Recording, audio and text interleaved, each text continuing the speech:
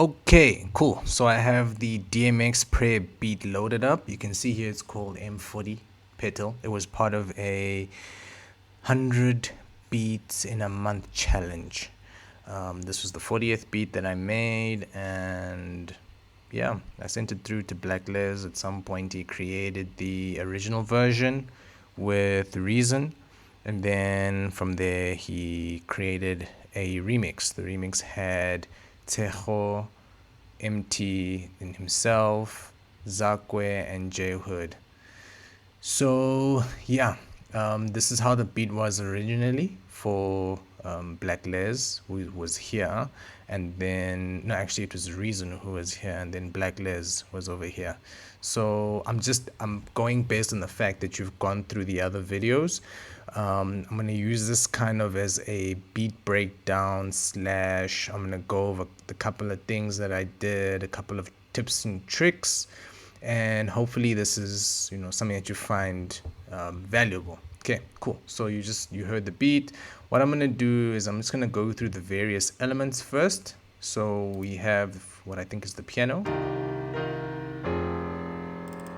right?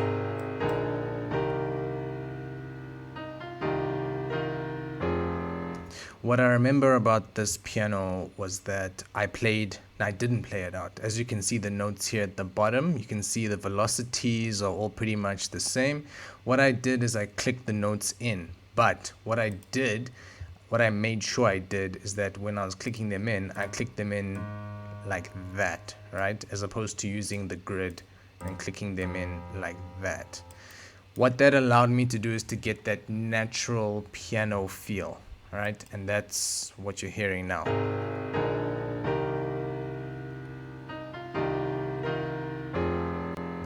Now, if you listen carefully, you hear that the piano, it does sound a little bit vintage. What I'm using for the piano here, I've actually got an instrument that's missing. I'll explain that later. I've got true pianos set to diamond. I've linked that here. You can see where I have the level set, but here you can see I'm using Izotope Vinyl. It's a free plugin from Izotope, and what it allows you to do is it allows you to add a little bit of that vintage feel. Just a bit of modulation. You can turn it all the way up.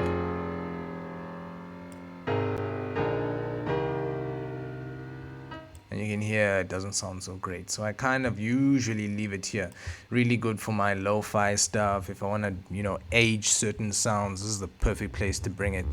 All right, some of the other cool features, you can make it sound even older.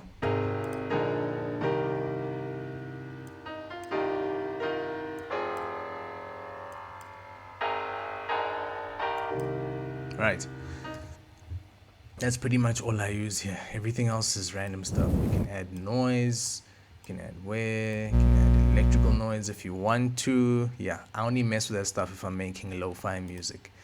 Right, so that's essentially what I did to get it to sound old, right? Then from there I use Fruity Convolver, which I feel is one of the top reverbs. Well, it's one of the best ones that I'm using at the moment. What I always try and do with Convolver is I try and ensure that the wet knob is, it's not too much. I never want to add too much reverb. And what I want to do always is I want to EQ it. I want to EQ the reverb because the lower end can add unwanted frequencies as as you start to build your beat. There are a couple of things that I try and do. If I want to keep more of the wet sound, then I'll keep the dry knob a little bit lower. So if you have a listen,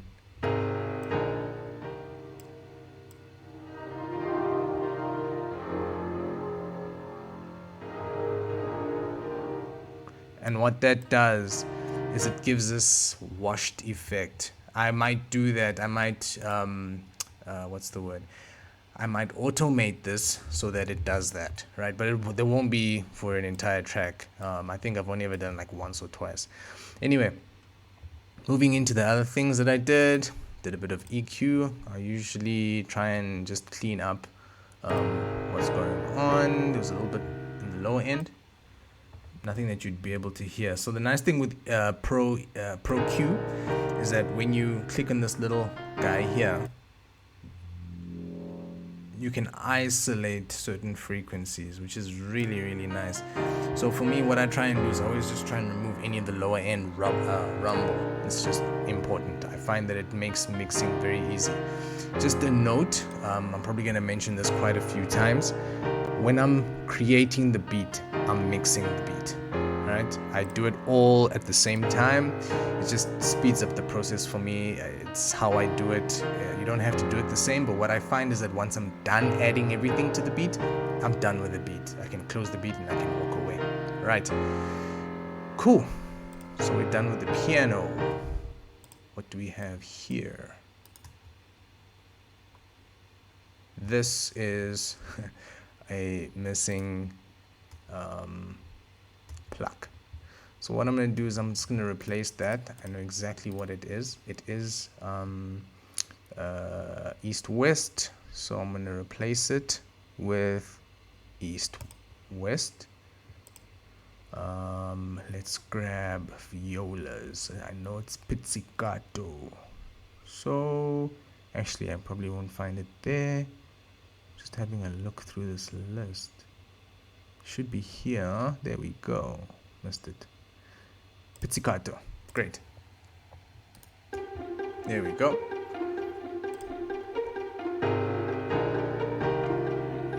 The idea here is just to create a little bit of consistency. You know, our ears, we like to hear, you know, something just holding everything together. And I always have something like this in my beats. Something that's just gonna gel in, pull everything together. Very, very subtle, but it's pretty important. So I'm just gonna loop that so we can have a look at that. We have it here. All I've done is pretty much the same thing. There's very specific frequencies I want from this. It's not here doing too much. What I probably could have also done is added a little bit of width to it. What's nice with the stereo enhancer is that it allows you to add the amount of stereo width you wanna, you know, what you're happy with. You've got some really nice presets here. The only thing with the stereo enhancement that you need to watch out for is you don't want to add too much stereo enhancement to elements that should be centered, right? And then remember that when you add width, then there's this perceived volume. You know, it increases. It's essentially things get a bit louder. So if I was to add, let me add the preset for strings. Right, nice and wide. You can even make it wider if you want to, but remember that when you do that, what you're essentially going to then need to do is then just bring the volume down. Right, I didn't want that in here for a specific reason. I don't know what it is right now.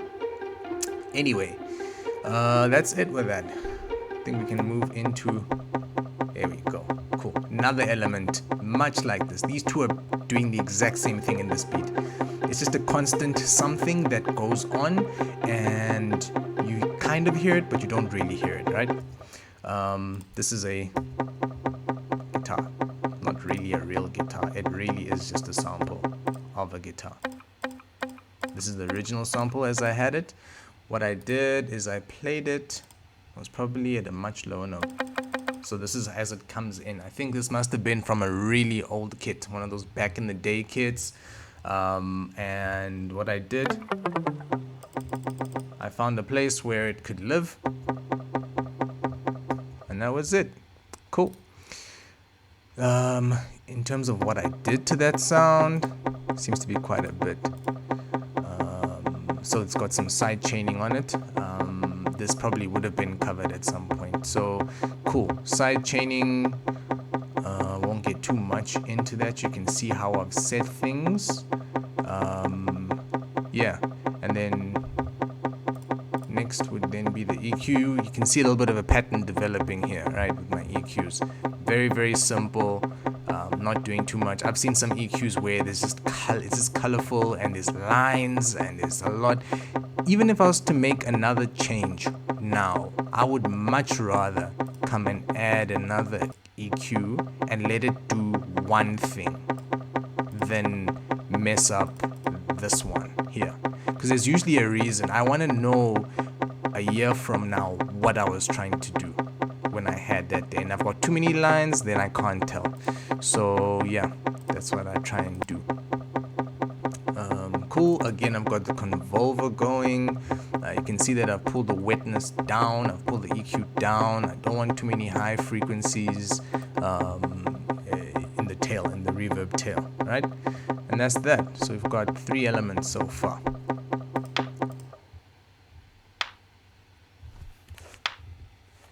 Okay. This is here. It's percussion, just random percussion, right? Again, this is another one of those elements you won't necessarily hear.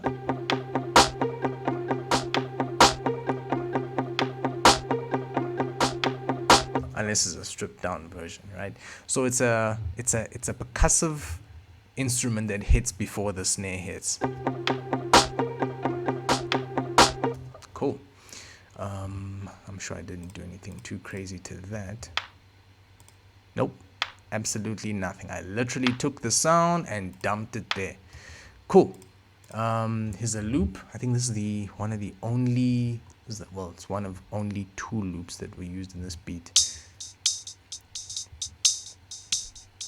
Okay, so if we go to where the loop comes from, this most probably came from one of my many extensive percussive loops. What I always do with them, just to help the situation, if you have a loop and you know that it will conform to a tempo at some point, right? You can click here and you'll say fit to tempo. The system FL has is, I can say it's maybe 80% accurate. Sometimes it'll work out, but essentially what you're looking for is you're looking for the start point and a 4-bar section or 8-bar section, however much it is, and it needs to end at that point. If you know it ends at that point, so it starts there and ends there, then you know that it's found the tempo accurately. If it starts here and like ends somewhere randomly here, then you know it hasn't found it, in which case you'll then need to hit the stretch button and then manually stretch it from here back here so that it occupies a 4-bar section. And you can apply this to any size of a sample. Also something that probably would have been covered. Cool. So we've got that going.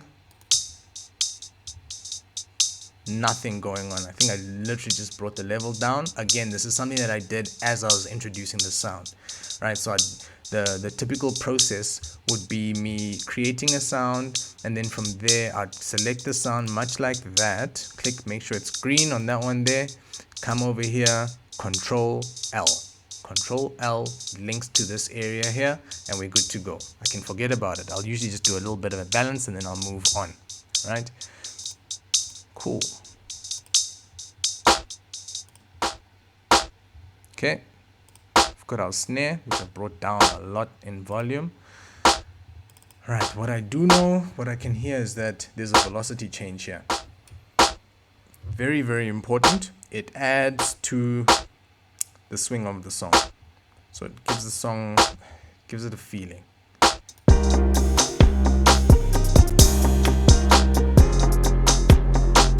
So even though you don't hear it as loud as the other 2 snares, although you don't hear this one as much as you hear this one and this one, it's still audible and gives it a little bit of a, bit of a jump, which is always cool, always welcome. Then what I enjoy doing as well, at the end of every 4 bars, we have a little section over here. There'll always be a percussion or a kick or something. In this situation,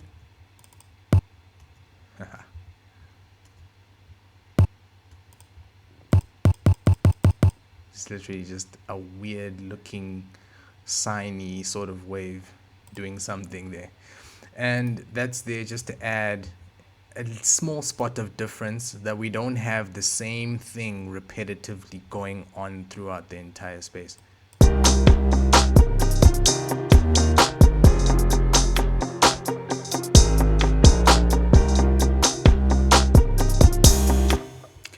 Not really audible. Moving on to the next thing.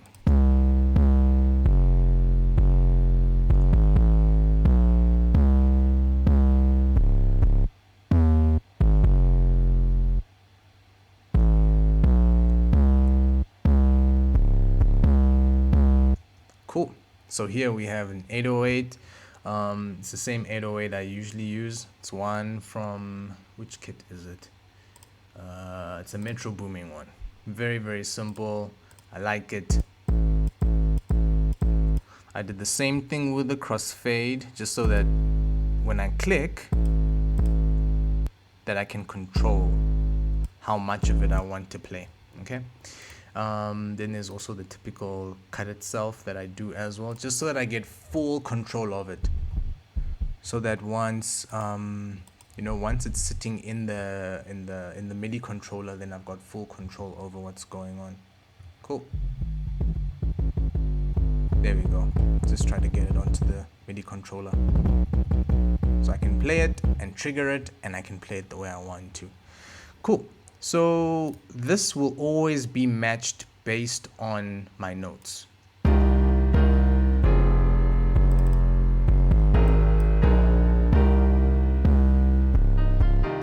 Wanted it to dance around, and I always put my 808s in before I put my kicks in, right?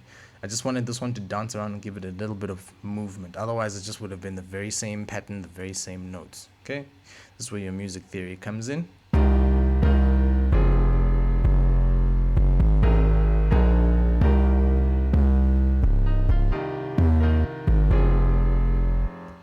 Okay, once I was done with that, see, I got all the velocities to be the same. Doesn't really matter where they are. I just wanted them to, just all be the same. So I just clicked, and that's how I got them nice and high.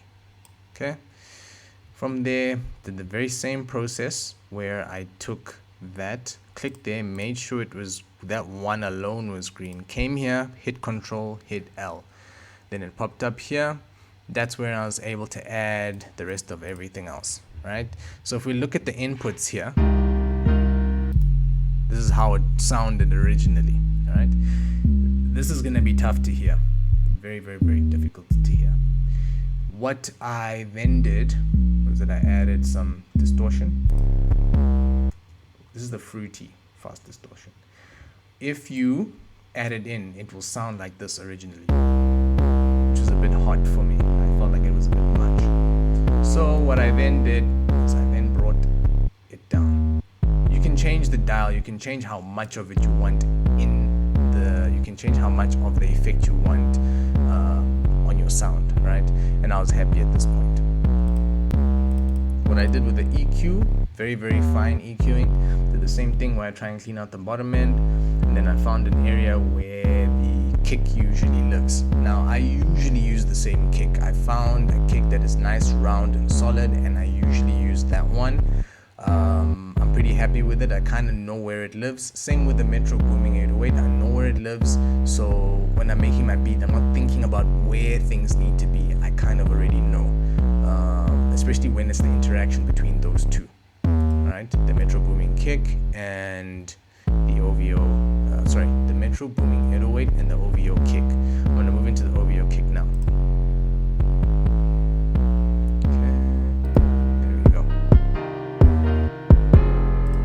Have it, that's just the one, it's just the two elements playing. Now we've got the OVO kick as well as the Metro Booming 808 going at the same time. Very, very nice relationship that they've got.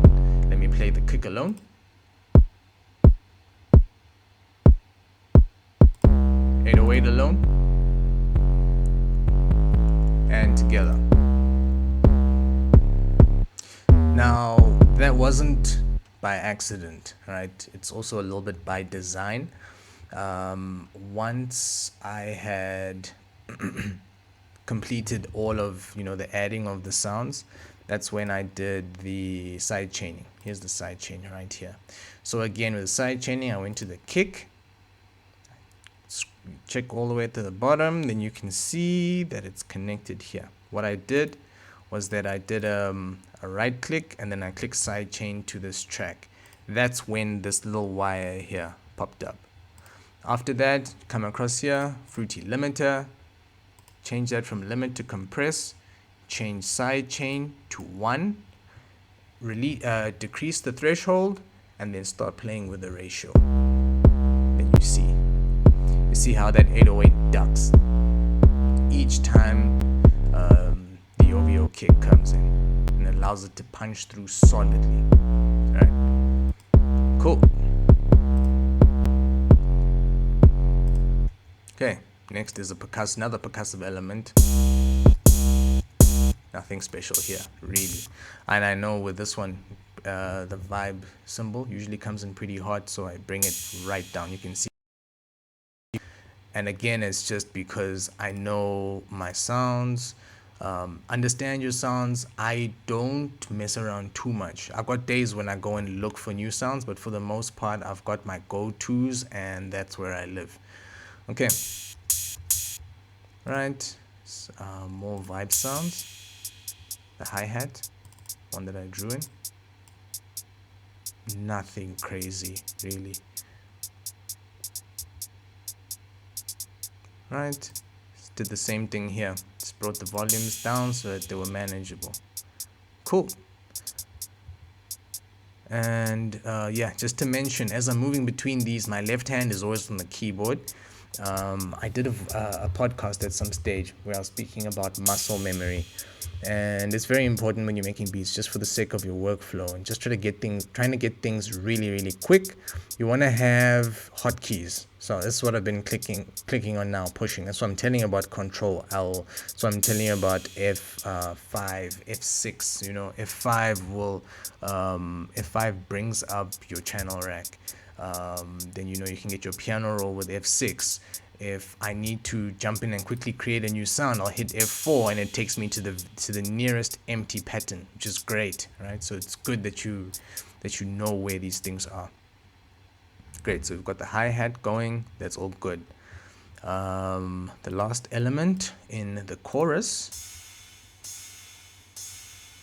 This I learned from my days working with Jay Lawless. What we did in a lot of our EDM tracks was, for the first half of the chorus, it was normal. Then for the second half, we'd always have a cymbal that would come in nice and loud, and then another cymbal, or the next cymbal would act as a ride, and that ride would just continue out for the rest of the chorus.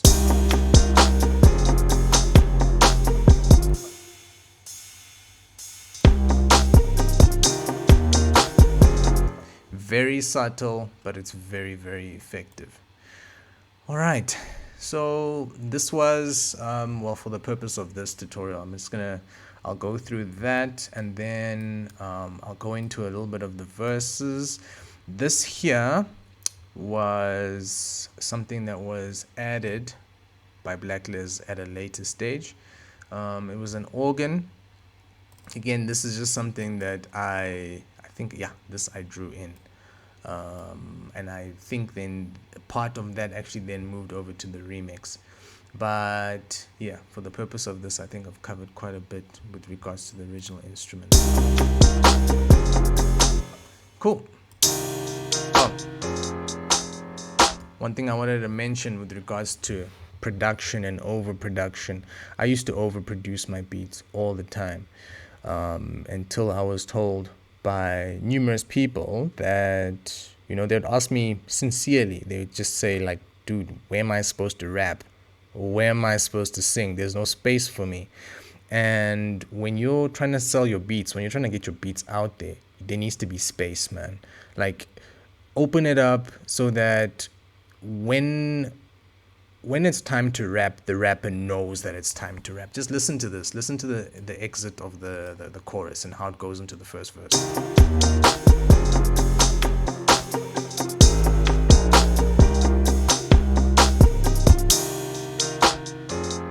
Minimal.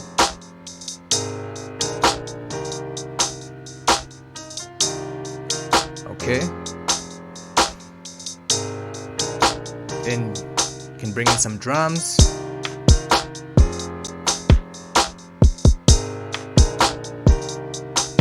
Nothing too fancy, All right.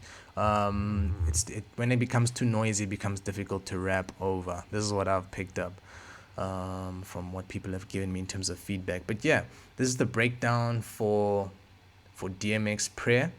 And yeah, I hope there's some points in here that you can take away from it. I'm not gonna jump into the master. In fact, I suppose I should. Here, all I ever really have in my masters for my beats, there'll be a compressor. What this is here to do is to assist me with volume control.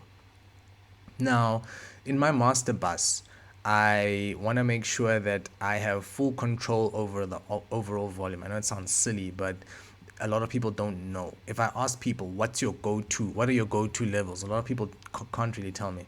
Let me play the beat for a bit.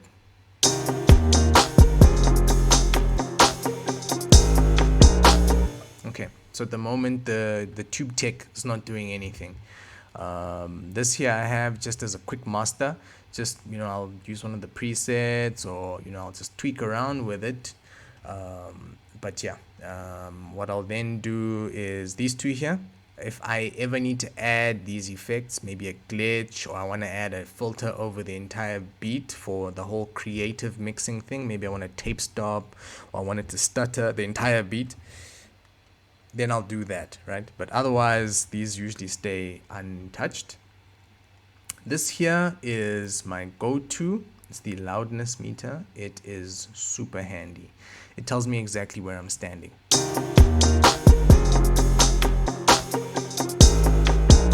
It's for perceived volume, LUFS. And I'm happy at -16. I haven't gotten any vocals on it. I'd probably want to push it up a little bit more before I bring the vocals to a point where the vocals are the beats may be sitting at -13, -12 LUFS, and then from there I can start bringing in vocals. Yeah, so that's it. Once you have a metering plugin at the end of your project, it's easy for you to make predictable choices when you're doing your mixes. It also allows you to know whether your track is super soft or whether it's loud, is competing with the big boys. There's a bunch of other options in here that I don't really jump into. I kind of am only ever interested in the short term. Sometimes I'll look at the long term. I'll sit there and I'll just watch the entire track, but that's rare. Yeah, so that's pretty much it here.